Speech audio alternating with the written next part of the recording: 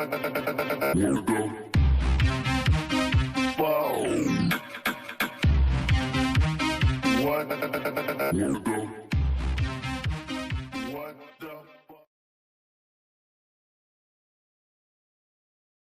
is Interstellar Realities Radio.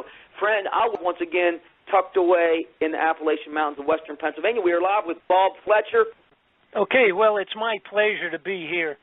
Well, Brother Bob, we're here tonight to talk about one of the greatest conspiracies that's probably in the last 100 years at least.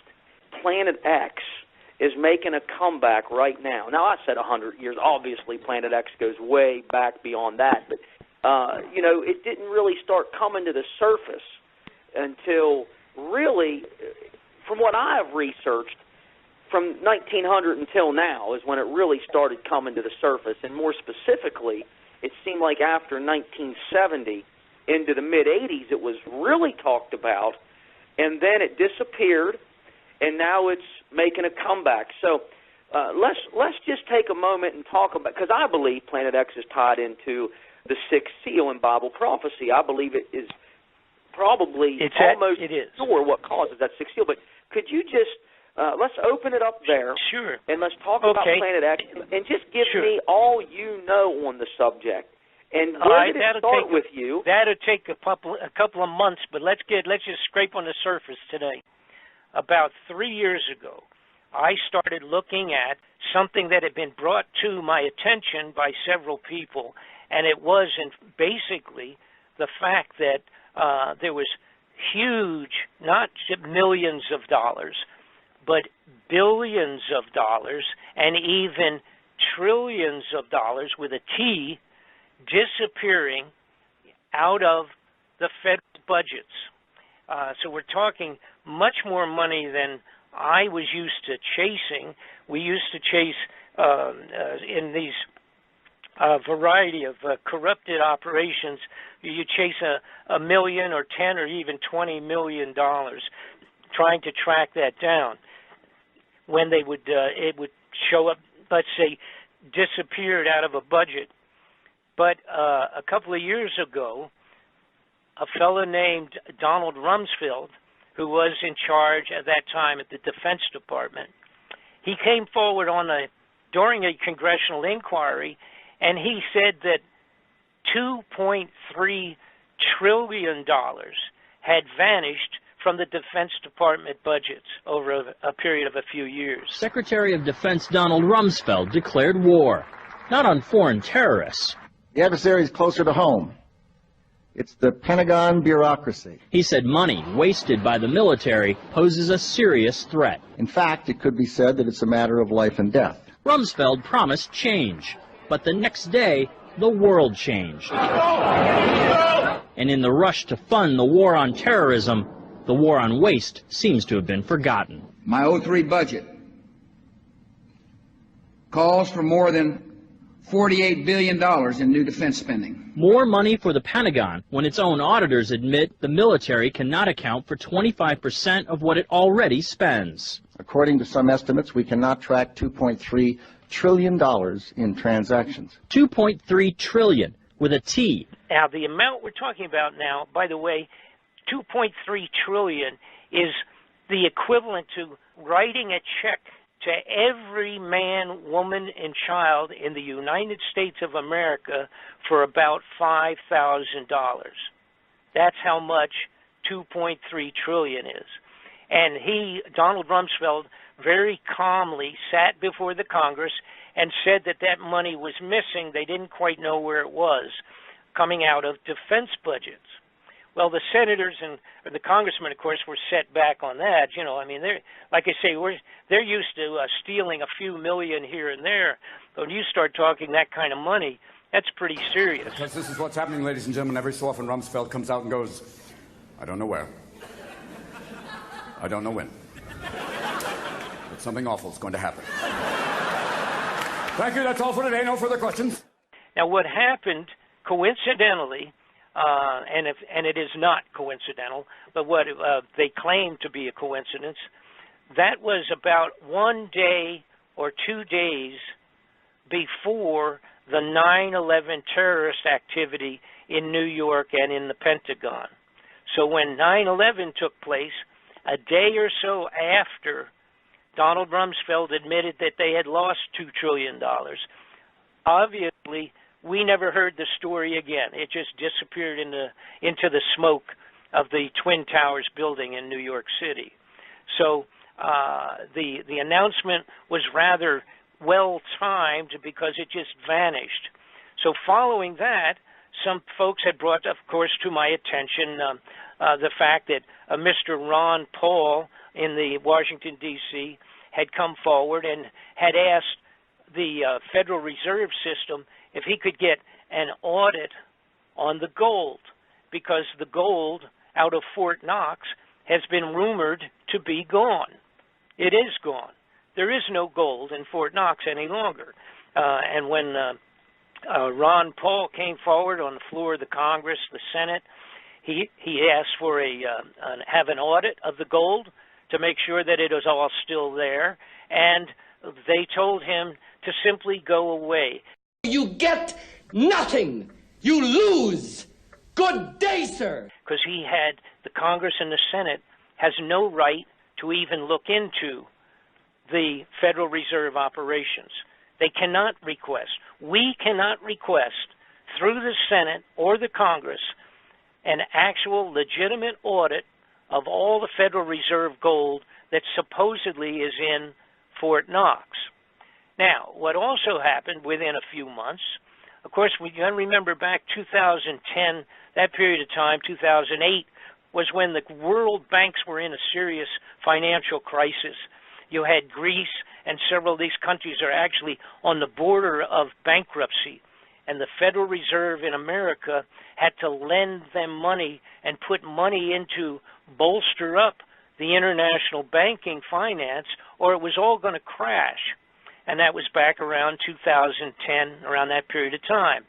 Now, at that time, Germany and several other nations had come forward and had asked the Federal Reserve the same thing that Ron Paul had asked, and that was, we need an audit because the foreign banks, a lot of people, if you're not into this, you would not know it, the foreign banks around the world for many years have put billions and billions of dollars of gold bullion from their different nations around Europe and around the world, South America, etc. They had deposited tons of gold in the Federal Reserve. When Germany and 6 or 8 other nations came forward in about 2013, 2011, that period of time, they came forward and they said, we need to take some of our gold out of Fort Knox and put it back into our own reserves here so we can stabilize our financial condition. Guess what happened? The Federal Reserve System told those countries that they could not have any gold out of Fort Knox. And the best that they could do for those countries was to give them an audit of the gold, but that would not be until 2020. So, at that point in time, now this is a couple of years ago, it really red flagged for me. I thought, wait a minute, something really is rotten in Denmark.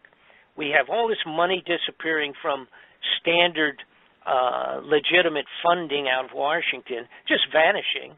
And then we have the gold at Fort Knox is gone. I mean, it's gone. If it was there, they would show it to the appropriate people, and they're just not doing that.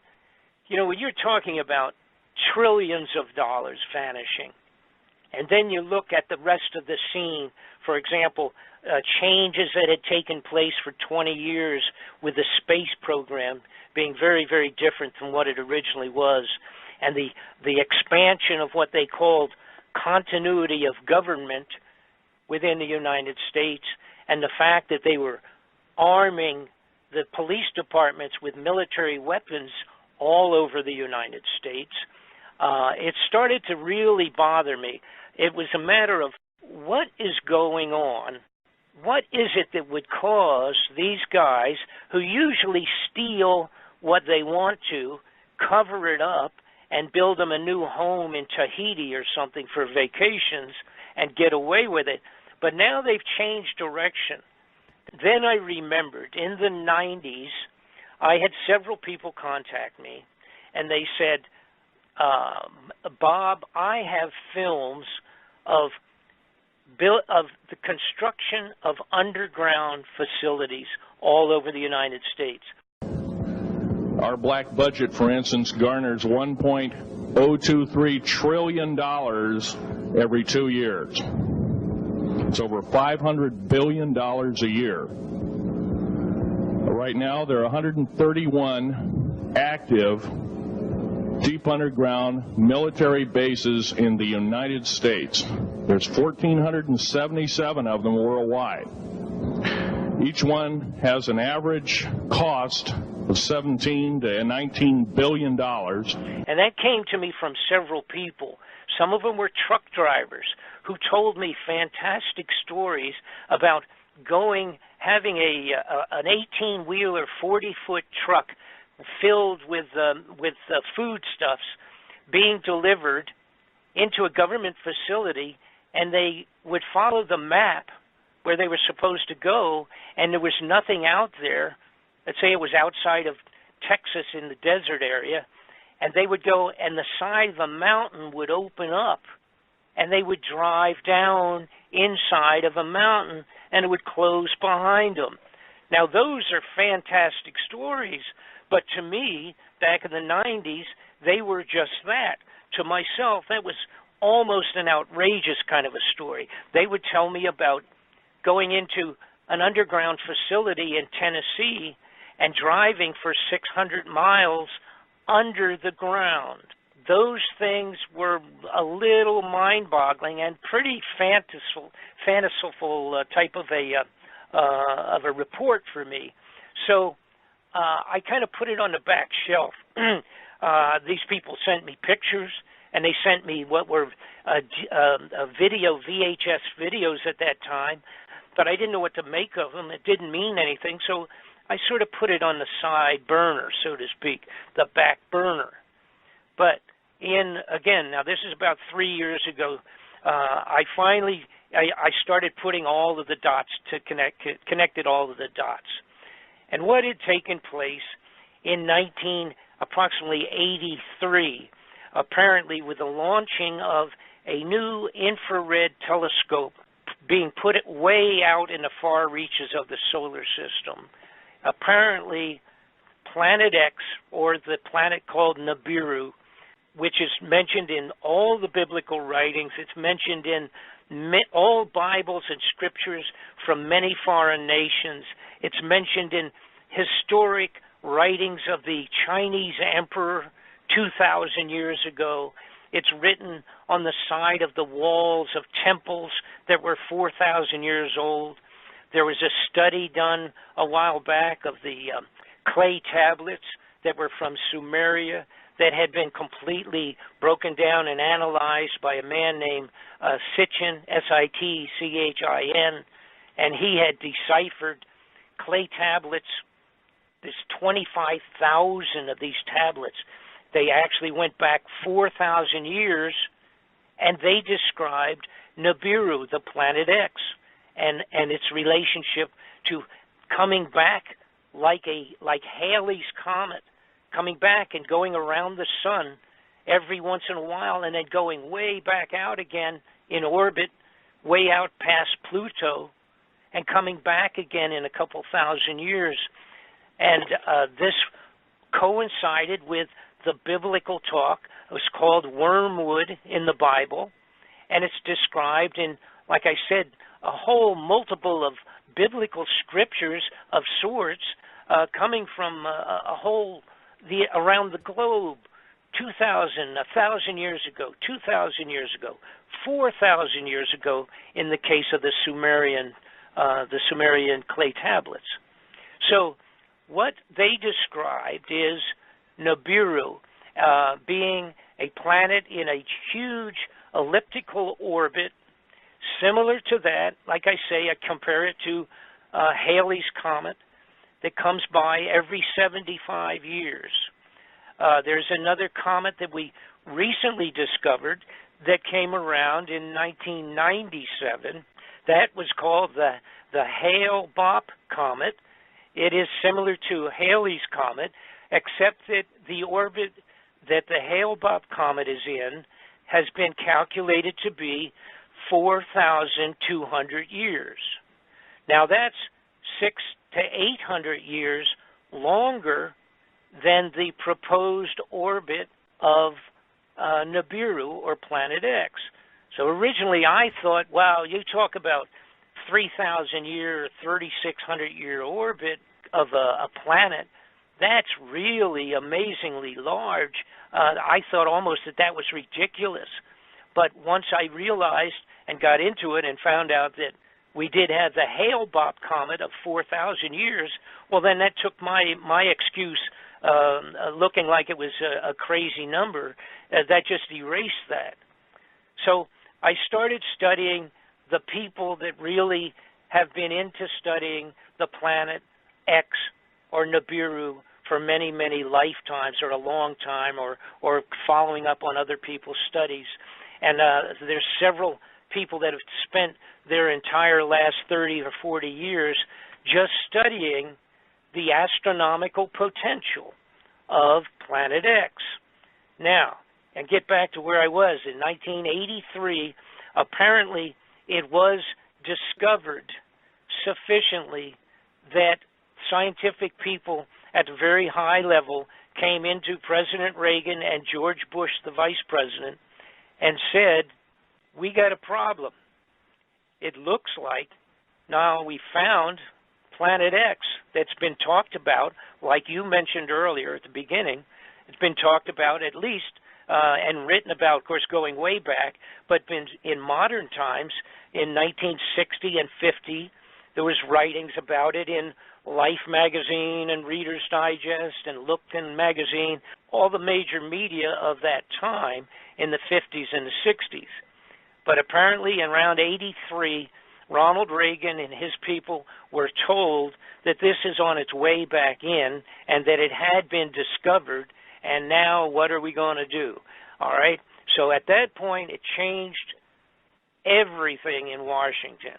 And what you had now was this handful of large numbers of, I'm going to refer to them all as, excuse me, criminal, corrupted persons out of government, and they decided that what we have to do, obviously, is if this thing's coming back, we've got to expand underground facilities that are going to hold enough people so that our families and our immediate, most important, wealthy people of the United States are going to have a place to hide. They called it continuity of government, and they built 103 of these underground facilities underground in the United States. When I started investigating, I ended up being able to get plenty of information on them, including most of the locations. Additionally, we have live footage and photographs of the underground facilities. Again, not all of them. Most of them, of course, are secret to above top secret in their classification. I also started looking into it to find out what the status was on other foreign nations, because something of this sort, coming back, a biblical event that will devastate the globe, obviously has to be known also to the highest levels of other governments. What I found out is that Russia in 2010 put out a mandate that by 2015 that they would have 5,000 underground facilities prepared for as many people as they could in Russia. I found out they had one large facility. Actually, they have several large, but one of them's big enough to hold as many as 30,000 or 40,000 people underground. I discovered that the European major nations have been also building underground facilities. And then I also discovered, which anybody can look up because it is part of public information in general, you can look up what's called the Seed Vault of Norway or Denmark. They have built a giant international cooperative seed vault, maintains billions of seeds in the to be hidden away. It's underground in the side of a mountain. You can look it up on a computer. Just put International Seed Vault, and you can find it yourself on the computer. This is a storage facility maintaining all of the necessary seeds to reseed the globe, the entire face of the earth, or as much as they want or can, after the complete devastation similar to the original floods of Noah, which is what Nibiru, Planet X, will potentially bring upon the globe when it comes close to the earth. Now, I'm going to take a brief pause here and get a drink of water, and if you have any questions up to this point in time, feel free to shout them out at me and let me know what you would like to ask. Absolutely, Brother Bob. I'm telling you, this is getting better and better by the minute. Wormwood in the Bible, to me, is more referring to a meteor falling into the waters, and I don't believe it's specifically talking about Planet X. However, Doug Elwell, author, says, author of the Planet X and the Sign of Coming of Son of Man, says he sees Planet X in the Bible through his understandings of Scriptures. Now I myself, I draw more of a speculative conclusion that the apocalyptic events in the Bible that are talked about in the tribulation are brought about by Planet X.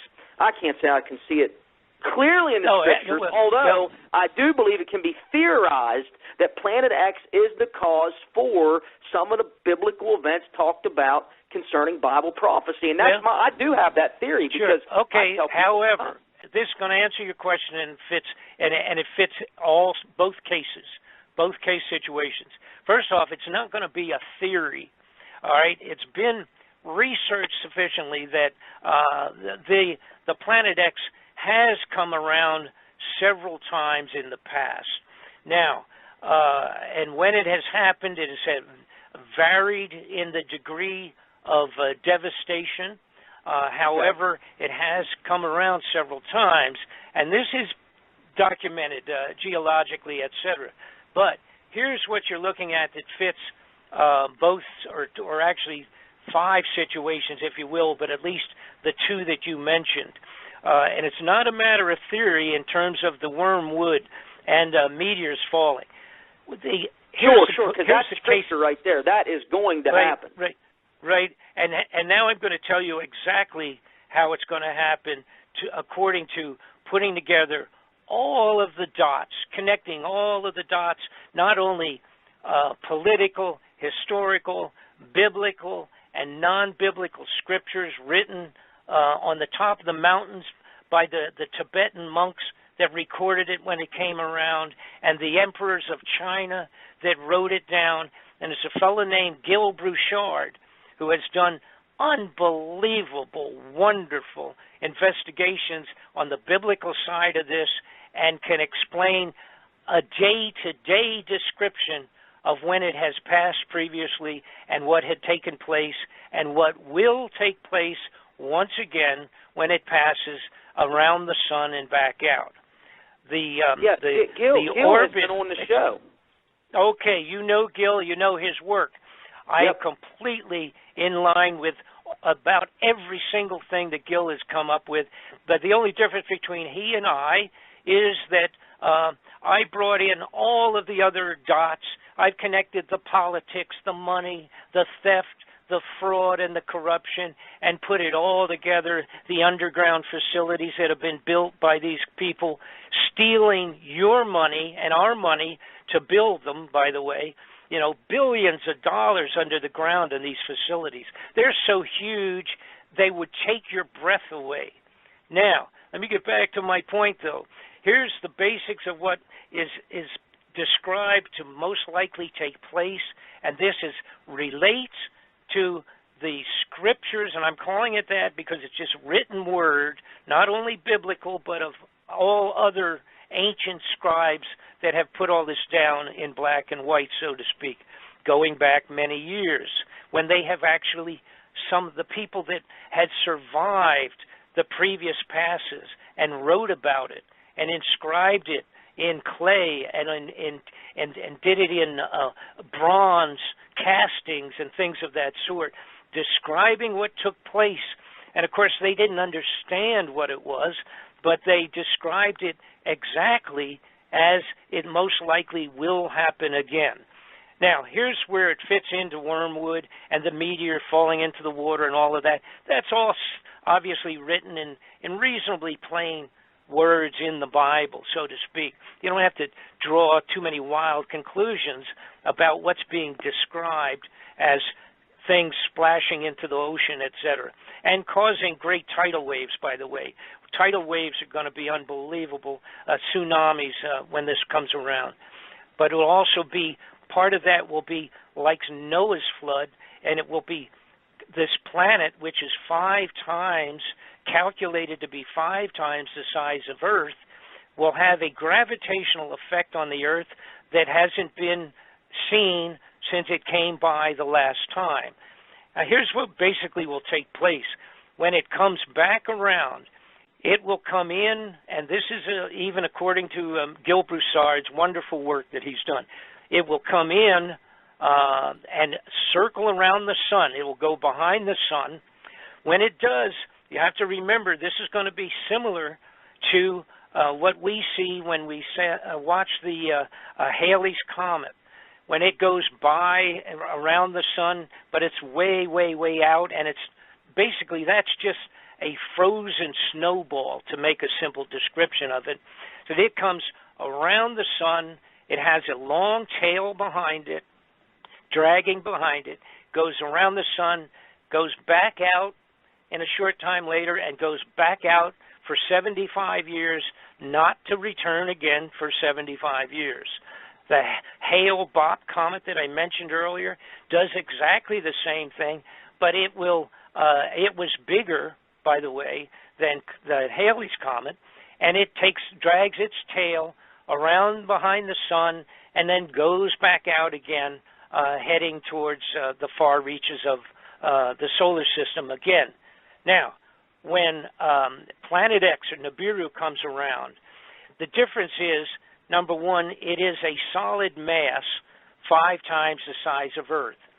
It will cause an eclipse of the sun for a period of time. It has 3 or 4 planets that are actually, I'm going to refer to them as moons, that travel with it and travel around it, similar to the situation with our moon relative to Earth. The moons will be dragged around with Nibiru at the same time, and then we will have a tail of debris being dragged along, gravitationally sucked along behind this original primary planet Nibiru. When it comes by, it will travel behind the sun.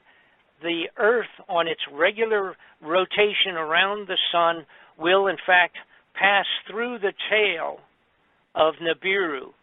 When it does that, you will have the equivalent of the biblical meteorites that fell upon the earth in hail and brimstone. They didn't know how to describe it, but basically we're going to have flaming meteors of different sizes, meteorites, crashing.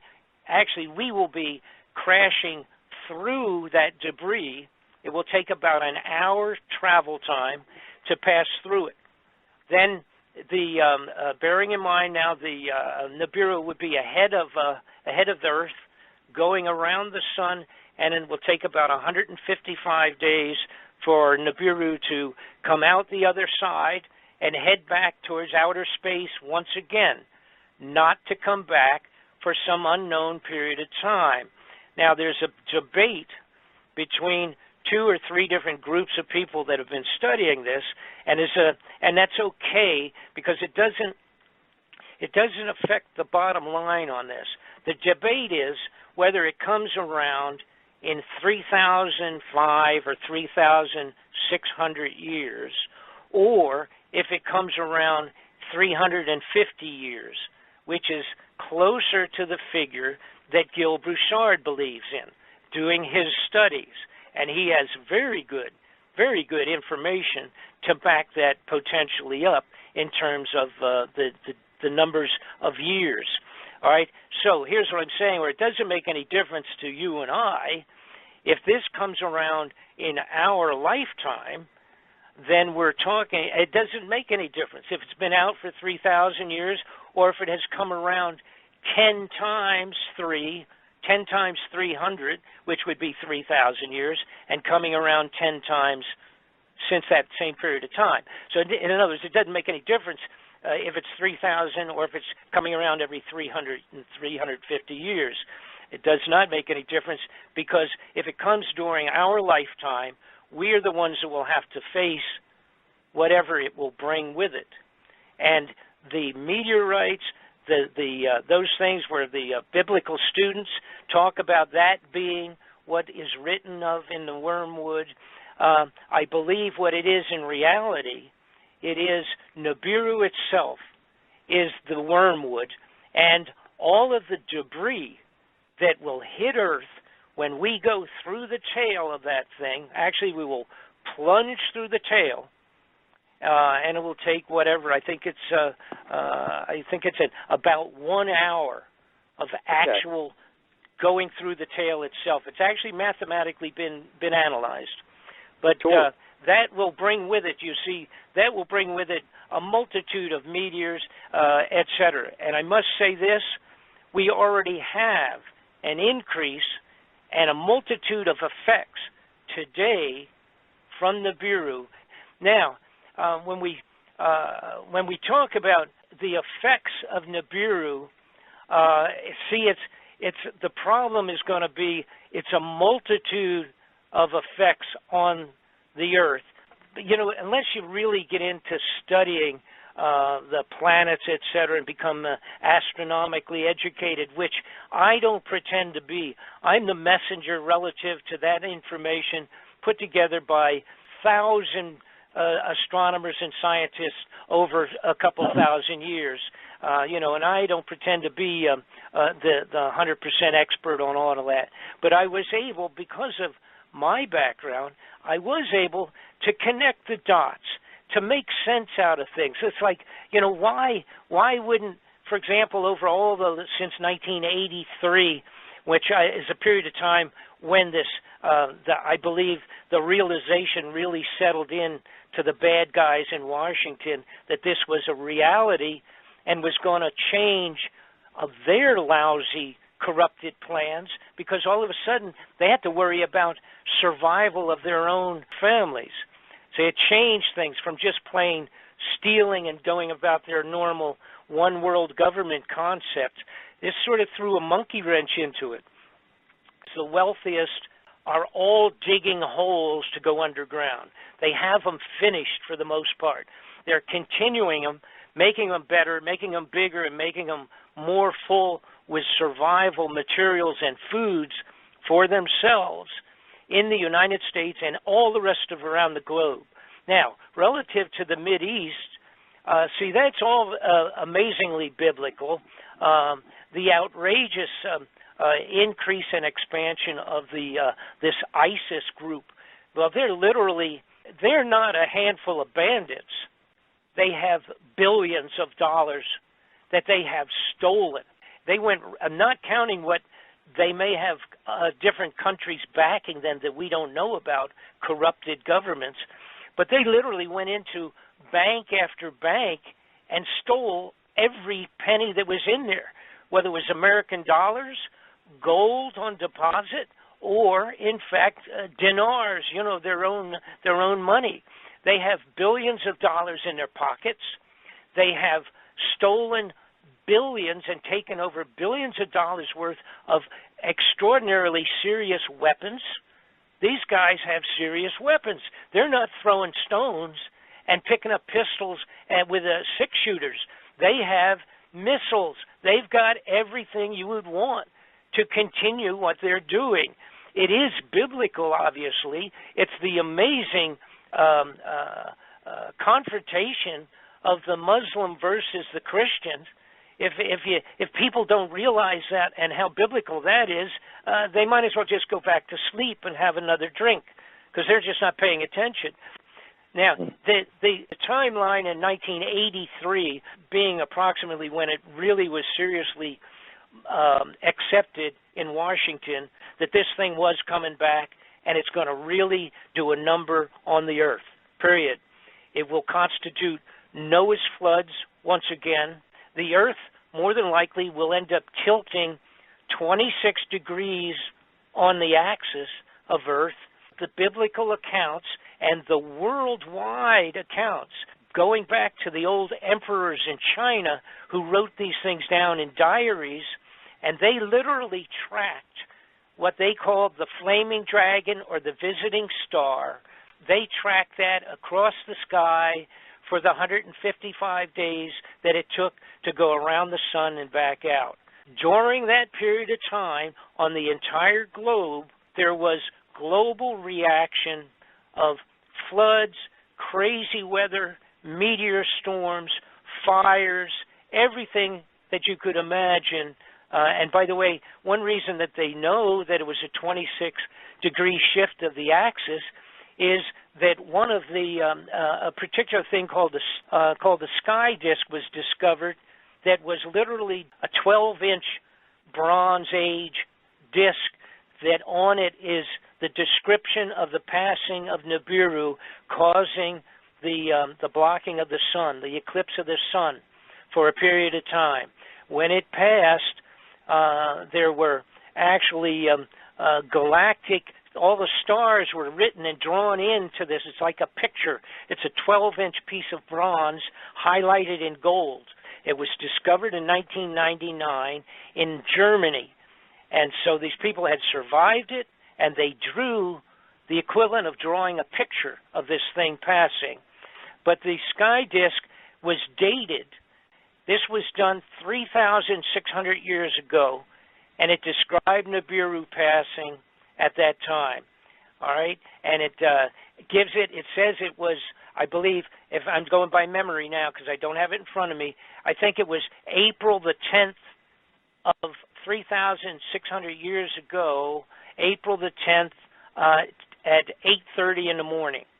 The amount of information that has been generated from many, many people studying this brings it down to where we can do a rough calculation as to when Nibiru may pass through close by once again, and I'm going to get to that in just a minute. The big deal is this. Here's what's going to happen, provided if, and I have to preface this.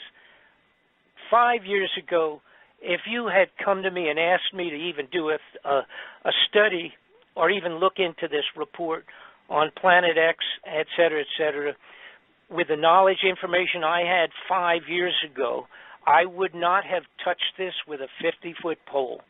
I'm not going to put my name on a report as crazy sounding as this was or would have been.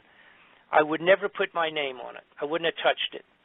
But progressively, I realized that the only thing, and once I learned all the information that has been put together on Nibiru and its previous passing, and the biblical scriptures about it, once I had learned that and put it together with everything else, there is nothing else on the face of the earth that would cause the major governments of the world to dig survivable space under the ground and into the sides of the mountains to hide themselves away.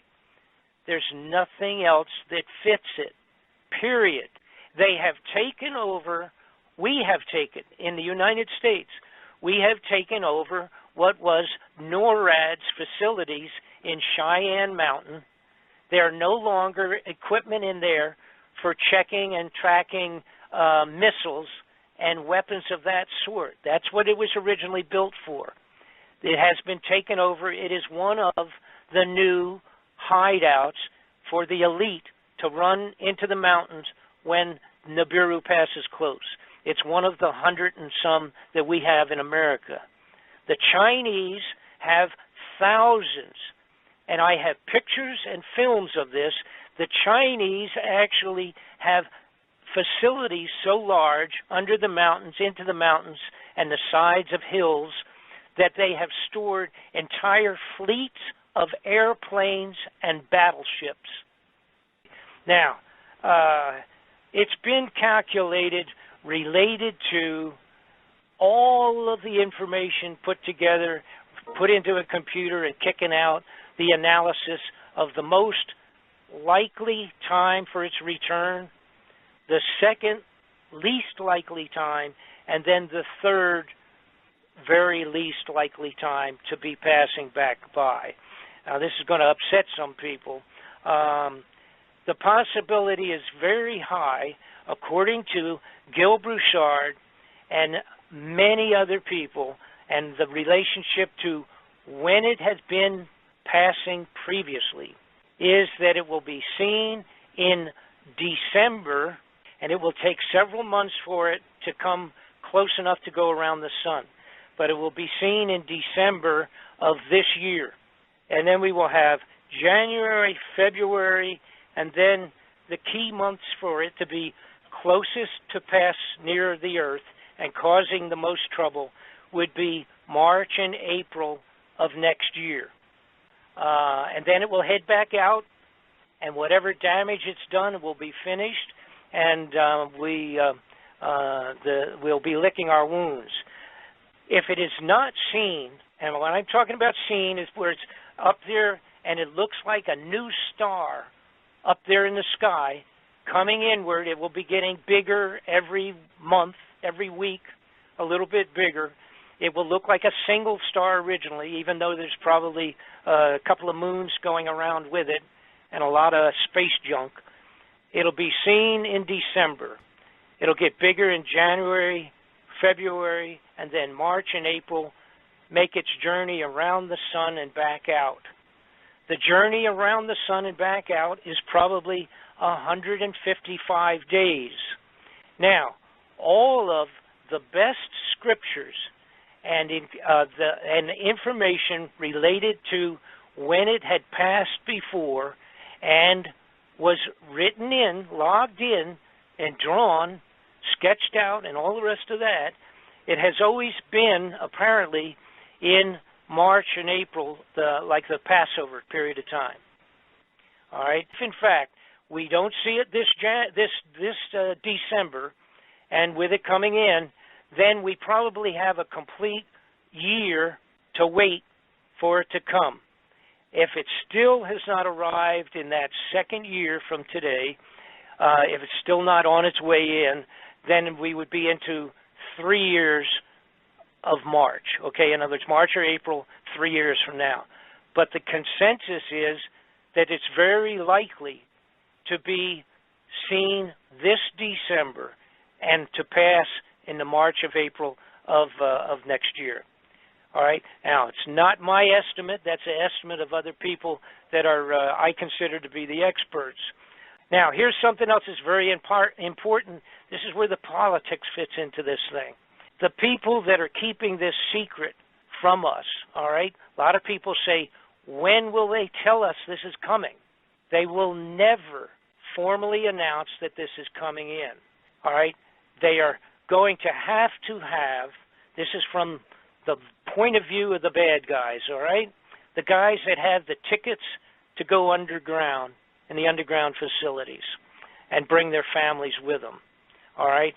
Those guys are going to have martial law declared in the United States a few months before 100,000 astronomers start seeing this thing appearing on the horizon, coming in as a new star.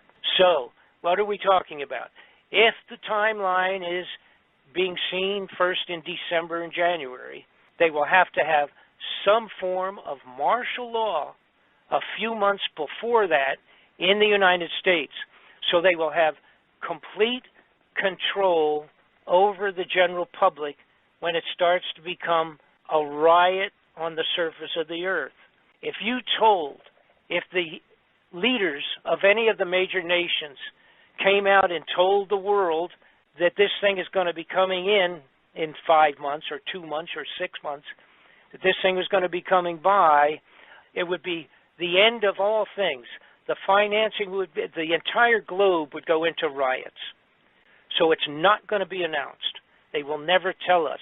Now, the next question is, how would they get away with declaring martial law? Because they have to have the general public to go along with it. They can't just do this. They have to have the public believing that it's a good idea for martial law. All right? So it will be one of three things.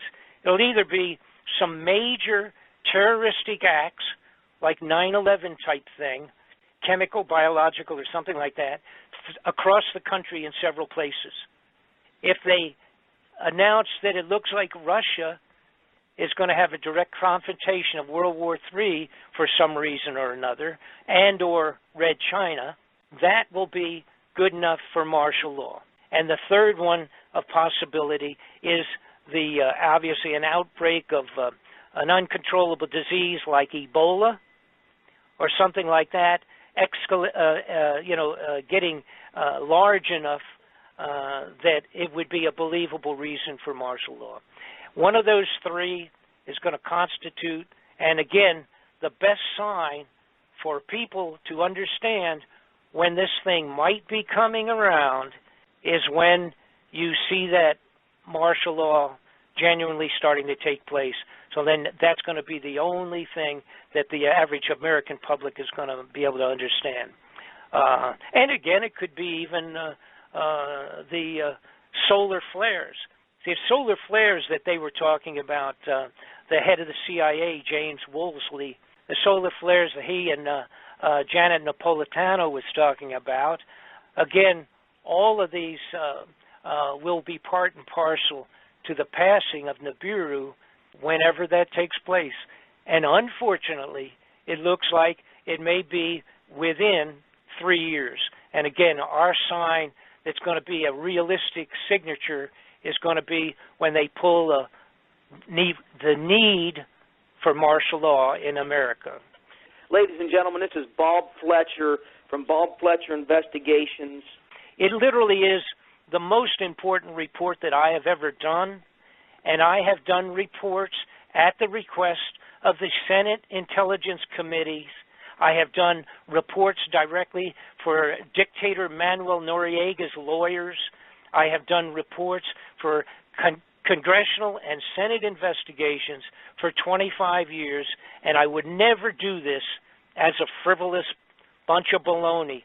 I am absolutely a complete, firm believer in what I have completed here.